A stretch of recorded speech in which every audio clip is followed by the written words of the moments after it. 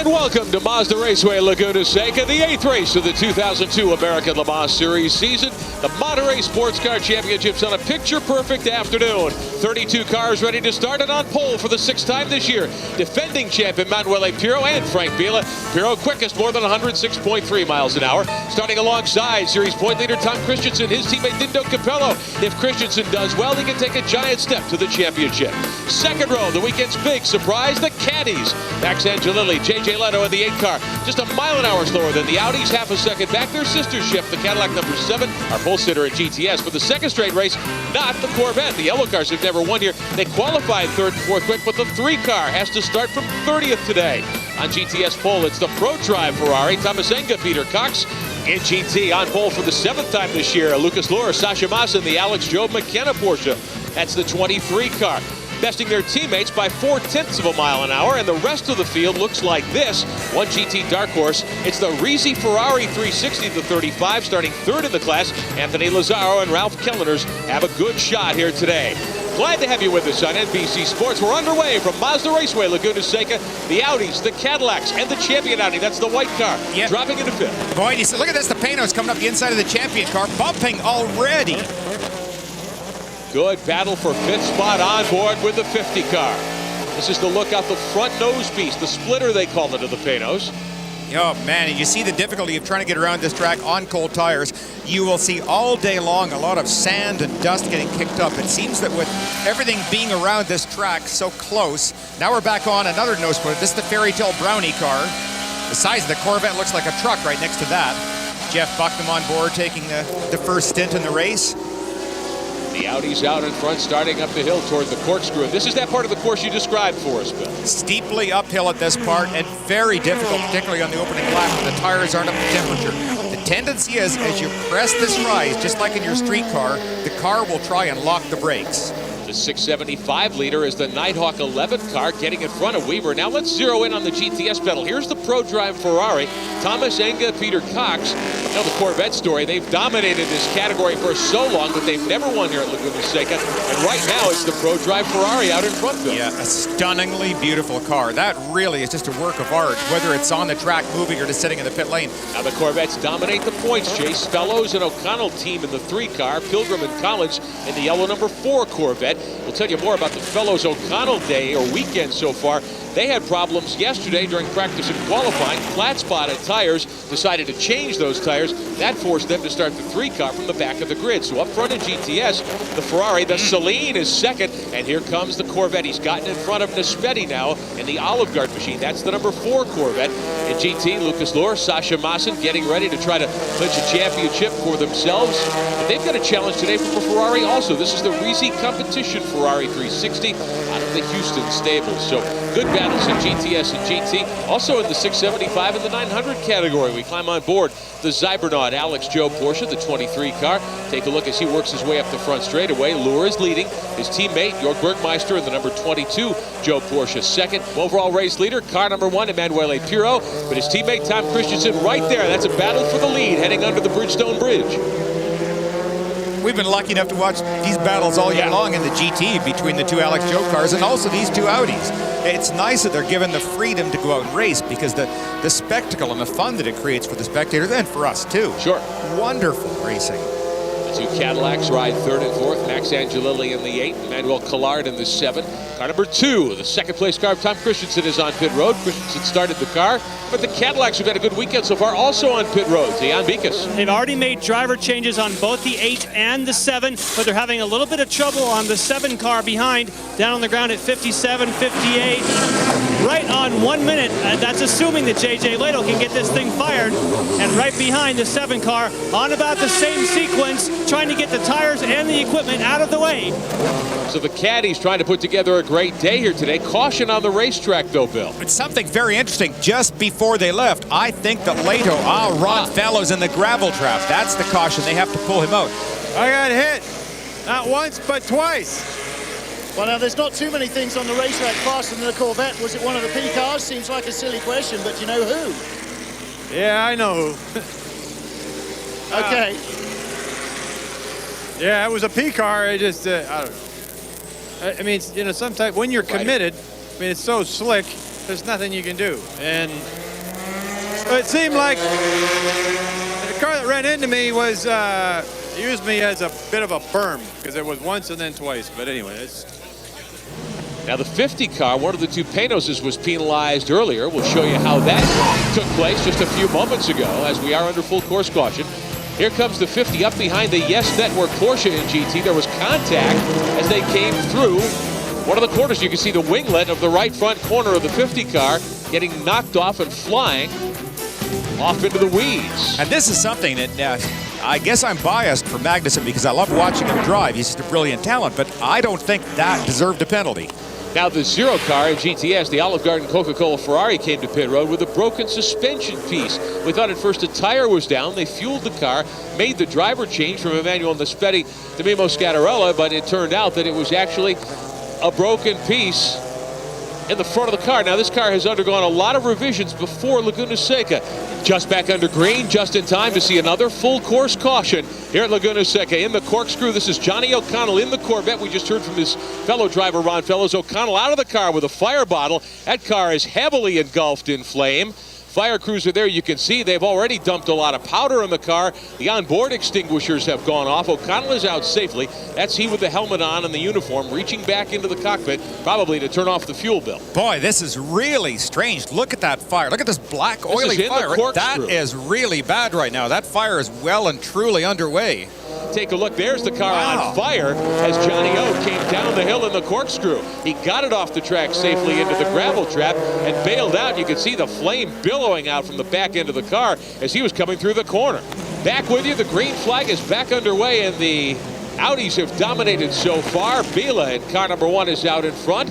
Capello in the 2 car running in second spot. Johnny Herbert third in the champion Audi. That's the 38. Bill, we thought the Cadillacs might well have something to show the Audis here this weekend. So far, it hasn't worked out that way. No, it appears they caught out of sync there in that first yellow flag situation. And the pit stop just it happened basically at the wrong time for them. But they have shown, I think, really amazing speed. And for J.J. Lato, like second in the picture, right there, the number 8 car, he would love to go up there and pass it out. He just in front of the crowd to give them all something to cheer about it. The thought of Cadillac leaving the series, quite frankly, breaks my heart. This car is just starting to become so legitimately competitive. It is a very good race car. Terrific fight in the 675 prototypes. We talked at the top of the broadcast about how reliability had been the main issue for the MG Lolas so far. The MG Lolas, all 3 of them, have run very, very well. And the Nighthawk cars out in front. And in GT, the battle between the Alex Job Porsches and the Risi Ferrari. Here's the way things shape up right now. Timo Bernhard has the 22 car for the Alex Job. McKenna Zybernaut team out in front. Sasha Massen's in the 23, a second and a half back. Anthony Lazzaro has taken over the Ferrari, and they are 8 seconds off the pace. Ralph Kellner started the number 35 car, the Risi Ferrari 360. They were leading coming to the green, but the Job cars both got by as the green reappeared. The ADT champion Audi of Johnny Herbert has moved to second.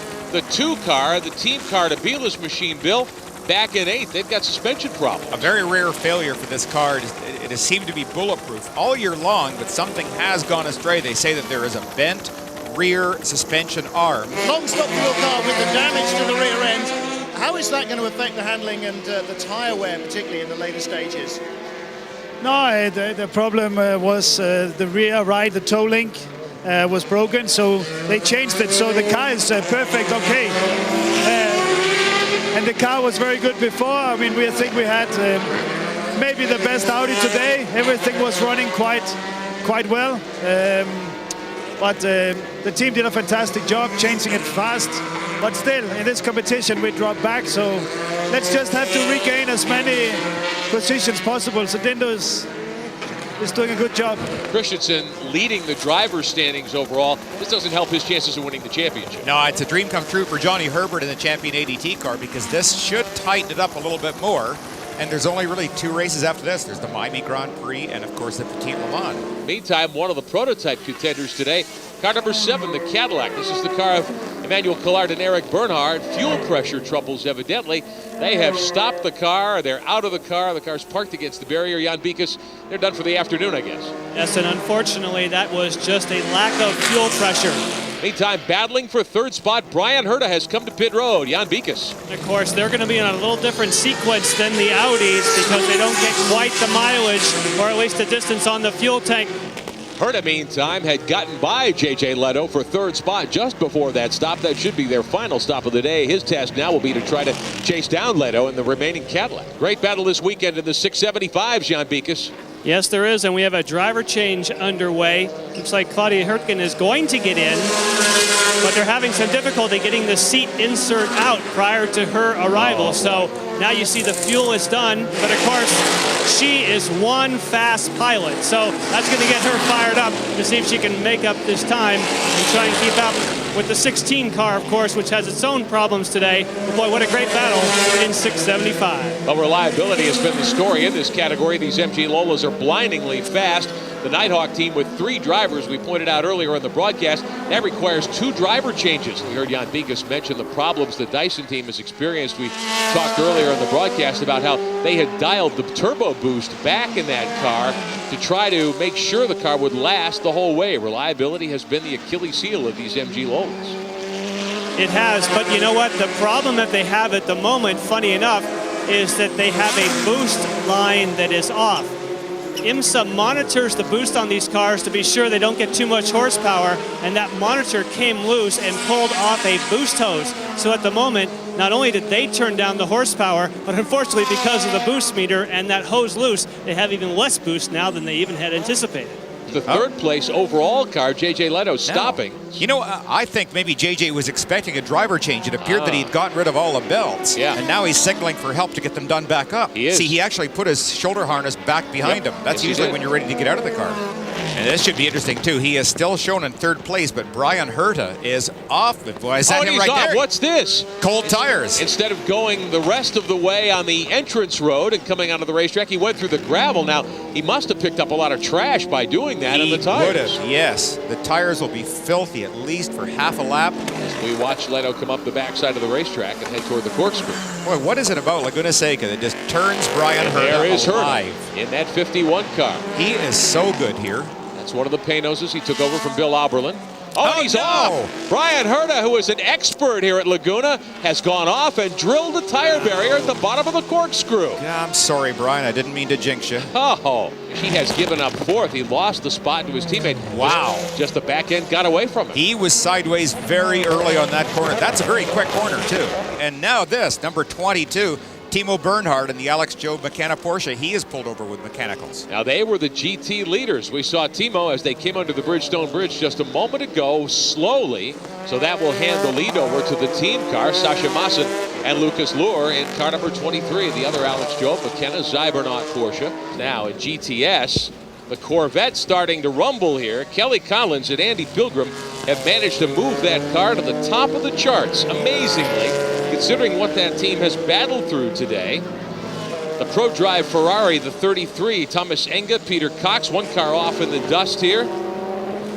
They led a large portion of the race. They are now 10 seconds behind. So Enga and Cox have had problems here in the final hour today, and the 4 car has persevered and has grabbed the lead in GTS. Collins, age 37, lives in Corona del Mar, California, not too far from here, working toward perhaps his 6th career victory in the series. He's been part of the 2nd place team in Le Mans the last 2 years. Loves the water, calls himself a river rat. This would be a big win for Collins and Pilgrim. They're widely perceived as the 2nd car in a 2-car team behind 3 of O'Connell and Fellows. High-intensity action, the American Le Mans Series at Laguna Seca. Final minutes. This is for the lead in GTS. The Pro Drive Ferrari. Got it. Thomas Enga gets by Kelly Collins in the Corvette. Enga in the 33 car. First time for the Pro Drive team in American Le Mans competition. And they have gotten by the Corvette. Now, the Panos being on the inside will hurt the Ferrari. Look at this. This is going to give Collins a shot. Collins leans on him. Collins with a chance as they come through the bottom of the corkscrew. Enga pulls away.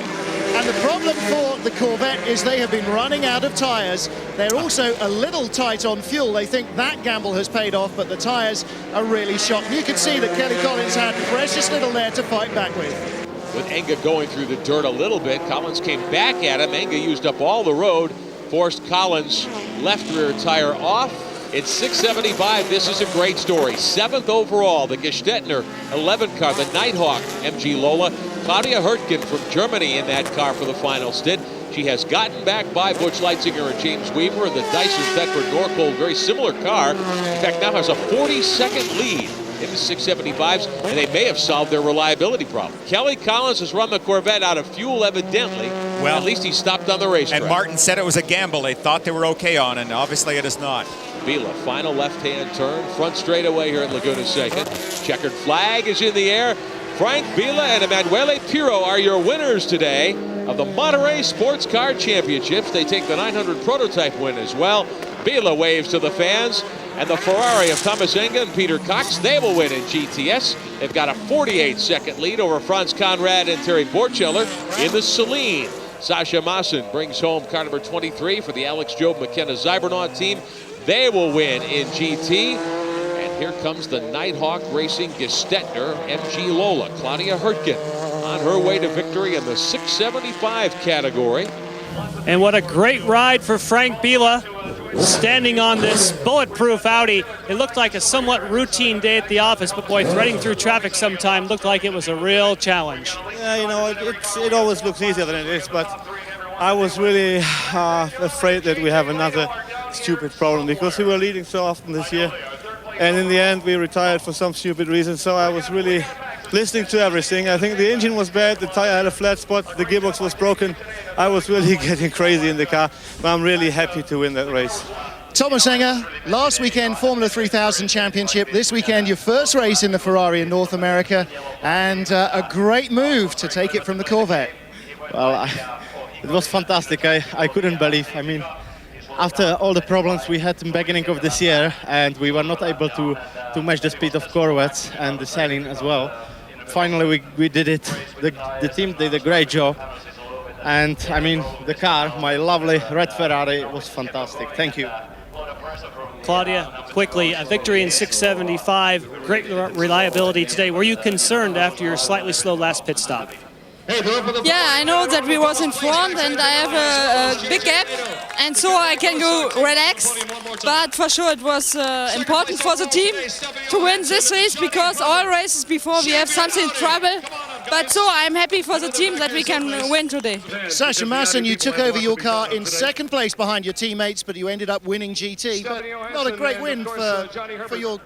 Yeah, I feel a little sorry for our teammates. Timo was very quick and he broke a shifter, and it happened to me twice here as well. So I know how it feels. I feel sorry for him, but good for our team. We pushed hard, and yeah, the Michelin tires were good. We just had to change once, and so it's good. Great.